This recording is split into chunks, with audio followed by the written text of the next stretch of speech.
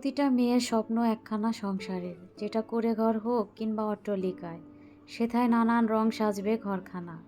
হোক না ছোট কিংবা দু একটা জিনিসের সংসার, তবুও তো নিজের সংসার। রাঁধতে মন না চাইলে অন্তত জোর করে কেউ রান্নাঘরে ঢুকাবে না।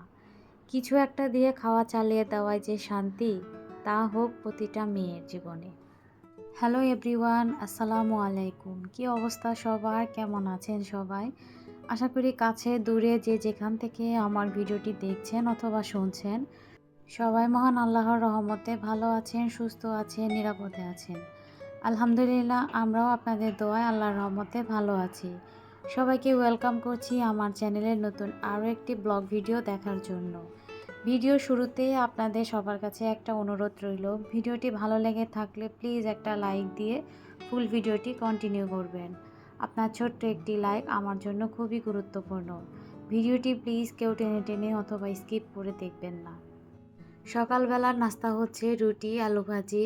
তো রুটিগুলো বানিয়ে নিচ্ছিলাম। যেহেতু গ্রামের বাড়ি, এখানে আমি ক্যামেরা ধরে রাখার যে স্ট্যান্ডটা সেটা কিন্তু নিয়ে আসিনি, যার কারণে আমার ভিডিও করতে অনেক বেশি অসুবিধা হয় এবং বলা চলে যে এক প্রকার কষ্ট হয়। কারণ যখন আমি কাজগুলো করি তখন কিন্তু হাত দিয়ে কাজ করতে হয়, আবার যখন ক্যামেরা অন করি সেটাও কিন্তু হাত দিয়েই ক্যামেরাটা ধরে রাখতে হয়, যার কারণে অনেক কিছুই আপনাদের সাথে শেয়ার করতে পারি না, সেই জিনিসগুলো মিস হয়ে যায়। তো যাই হোক, সকালে নাস্তা সেরে এই তো বাচ্চারা বাইরে এসেছে। তো আমার মেয়েটা হঠাৎ করে অসুস্থ হয়ে গেল। রাত মানে ভোরবেলা থেকেই সে খুব অসুস্থ, বমি করছিল। তো আজকে হচ্ছে আমার বাবার বাড়ি থেকে চলে যাওয়ার দিন। তো সকালবেলাই যাওয়ার কথা ছিল, কিন্তু মেয়ের হঠাৎ করে অসুস্থ থাকার কারণে আর কি সকালবেলায় যেতে পারিনি। তো আমাদের গাড়ি পরে দুপুরবেলায় এসেছিল, দুপুর 2টার দিকে আর কি। তো ওকে আর কি বাহিরে নিয়ে এসেছি একটু রোদ দেওয়ার জন্য। তো ও খেলা করছিল, তো সেটাই একটু ভিডিওতে আপনাদের সাথে শেয়ার করছি। তো আর এই যে আমাদের পাশে কিন্তু প্রচুর শব্দ হচ্ছে, তো আমি ভিডিওর ভয়েস কিন্তু কেটে দিয়েছি। কারণ আজকে দেখলাম যে আমাদের ওই যে পাশে যে বিল্ডিংটা, সেখানের দোতলার ছাদটা ঢালাই দেওয়া হচ্ছে। আর ঢালাই দিলে তো মনে করেন যে মানে এত খারাপ একটা অবস্থা, মানে এত পরিমাণে শব্দ, কি বলবো, আমার তো খুব বিরক্ত লাগে। তো এই তো ওদেরকে নিয়ে একটু রোদ্রে দাঁড়িয়ে আছি। আর আসলে যেতে মন চাচ্ছে না, তারপরেও কিছু করার নেই, যেতে হবে। কারণ যেহেতু নিজের একটা সংসার আছে, আবার বাচ্চাদের স্কুলও খুলবে, তো রোজার আগে তো যেতে হবে। তো যার কারণে আজকে চলেই যাব। তো মা বেঁচে থাকলে হয়তো আমাকে অনেক কিছুই দিতেন এবং অনেক কিছুই সে মানে নেওয়ার জন্য আর কি বলতো যে আমার কি লাগবে। তো আমি আসলে কখনোই কোনো জিনিসের প্রতি মানে নেওয়ার মানে আগ্রহটা আমার খুবই কম। তো আজকে যেহেতু আমার মা বেঁচে নেই, তো নিজেকেই নিতে হবে। তো আমার আব্বু বলছিল যে আমি যেন এখান থেকে আলুগুলো নিয়ে যাই, আর এগুলো আমাদের গ্রামের বাড়ি থেকে আর কি আমার মামাতো ভাই পাঠিয়েছে। আর এই যে যে লাল লাল দেশি আলুগুলো দেখতে পাচ্ছেন, তো এগুলো হচ্ছে আমাদের বাসার সামনে যে ছোট্ট একটা জায়গায় আর কি লাগানো হয়েছিল, তো সেগুলো। তো এই দেশি ছোট আলুগুলো মাশাল্লাহ এই মানে এইটুকুই হয়েছে। তো এইটুকু হলেও একদম আলুগুলো ফ্রেশ ছিল, আর যেহেতু সার ছাড়া। আর এই আলুগুলো যেগুলো সে ফার্মের আলু, এগুলো আমার মামাতো ভাই লাগিয়েছিল। তো এই আলুগুলো আসলে ওরকম ভালো হয়নি, আলুগুলো কিন্তু ছোট সাইজ। তো এগুলো কিন্তু আবার সার দেওয়া হয়েছিল, তারপরেও আলুর ফলন আর কি ভালো হয়নি। তো যেহেতু বাসায় যাচ্ছি, তো আর এগুলো এত আলু আসলে এখানে খাওয়ার মতো ওইরকম লোক নেই, যার কারণে কিছু আলু আমি নিয়ে যাব।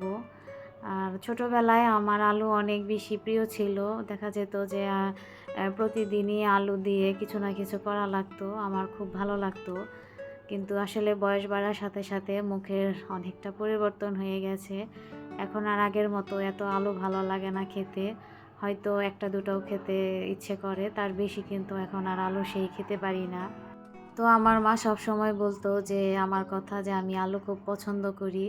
তো যাই হোক, এই তো আলুগুলো কিন্তু বস্তায় ঢেলে নিয়েছি। আর ছোট দেশি আলুগুলোও নিয়ে যাব কিছু। এগুলো ভাজি খেলে অনেক বেশি ভালো লাগে। তো আমি বাবার বাড়িতে মানে একদিন ভাজি করেছিলাম, তো সবাই অনেক বেশি পছন্দ করেছিল। আর এই ছোট আলুগুলো কিন্তু একদম খোসাসহ ভাজি করলে মানে বেশি মজা লাগে। তো ছোটোবেলায় দেখতাম যে আমার আম্মু এই আলুগুলো খোসাসহ ভাজি করতো, তো যার কারণে ওইখান থেকেই আর কি ওই আলু ভাজিটা শেখা। আর এই যে এখানে চাল কুমড়া, তো চাল কুমড়াগুলো আসলে আমাদের ভুল হয়েছে, আরও অনেক আগেই খেয়ে ফেলা উচিত ছিল। তো দুটো চাল কুমড়াতেই দেখলাম যে আর কি পোকা ধরেছিল। তো এগুলো আরও আগে খেয়ে ফেললে ভালো হতো। তো যাই হোক, দুটোকে আমি নিয়ে যাব, কারণ আমার বোনকে বলেছিলাম, ও বলছে যে এগুলো খাবে না। আর আমার মার হাতের গাছ লাগানো, তো গাছগুলো কিন্তু একদম নষ্ট হয়ে যাচ্ছে।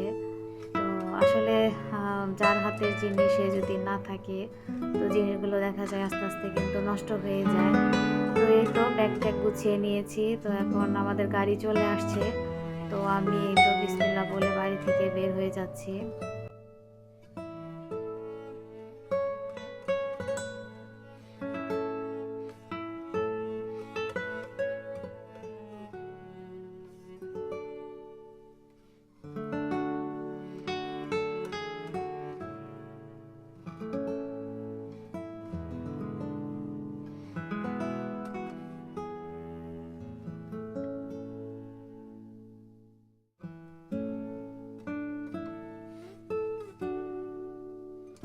তো গত ভিডিওতে আমি কিন্তু ভয়েস দিইনি, কারণ ইচ্ছে করেই দিইনি।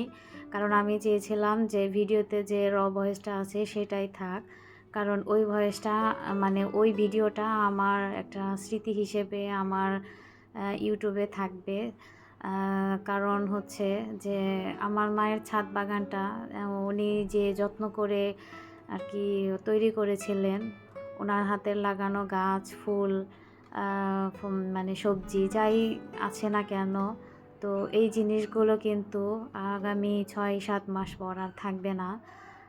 কারণ এগুলো আর এখন ওই আগের মতো যত্ন নেয়ার কেউ নেই, কিংবা এগুলোও কিন্তু নষ্ট হয়ে যাচ্ছে। যার কারণে আমার মনে হলো যে আমার যেহেতু এই ছবিগুলো আর কি মানে এই দৃশ্যগুলো ভিডিও করা আছে, তো আমি স্মৃতি হিসেবে রেখে দেব। কারণ আর কোনো দিনও আমার মাকে পাবো না, কিংবা আমার মার হাতের ছোঁয়ার কোনো কিছুই আর পাবো না। যার কারণে আমি ওই জিনিসগুলোকে স্মৃতি হিসেবে আর কি ইউটিউবে রেখে দিলাম। তো অনেক খারাপ লাগে আসলে যখন ছাদে উঠি। তো আমি আমার বাবার বাড়ি এসে ছাদে কিন্তু খুব একটা বেশি উঠিনি, কারণ ছাদে উঠলে আমার মন আরও অনেক বেশি খারাপ হয়ে যায় গাছগুলোকে যখন দেখি, কারণ গাছের যে সতেজতা সেগুলো কিন্তু এখন আর নেই। তো কয়েক মাস পরে কিন্তু ছাদে অনেকটা পরিবর্তন হবে। তো যখনই যাব তখনই কিছু না কিছু ভিডিও করে আপনাদের সাথে তো শেয়ার করব, তখন আপনারা দেখেই বুঝতে পারবেন যে এই বাড়িতে আগে কি ছিল আর এখন কি অবস্থায় আছে। আসলে মানুষের সাথে সাথে তার হাতের ছোঁয়ার যে জিনিসগুলো সেগুলো ধীরে ধীরে নষ্ট হয়ে যায়, কিংবা একসময় শেষ হয়ে যায়। এটাই মনে হয় প্রকৃতির নিয়ম। আর যখনই এই সমস্ত কথাগুলো ভাবি কিংবা চিন্তা করি, তখন কিন্তু অনেক বেশি কষ্ট হয়। মনের অনেক কথা আছে যা আসলে কাউকে বলতে পারি না, কাউকে বোঝাতেও পারি না। তো মার সাথে অনেক কিছুই শেয়ার করতাম, অনেক ধরনের কথাই বলতাম। মোট কথা মাকে বন্ধুর মতোই সবসময় পেয়েছি, যেহেতু উনি আমাদের জীবনে আর নেই। তো সেই জন্য আর মনের কথাগুলো কাউকে খুলেও বলতে পারি না। তো যাই হোক, আপনাদের সাথে অনেক কথা বললাম। কথা বলতে বলতে আমরা কিন্তু গাড়িতেও উঠে গিয়েছি এবং ঢাকার ভিতরেও চলে এসেছি। তো সূর্য কিন্তু ডুবি ডুবি অবস্থা। তো সূর্য মামাটাকে দেখতে অনেক বেশি ভালো লাগছিল, একদম লাল কমলার মতো।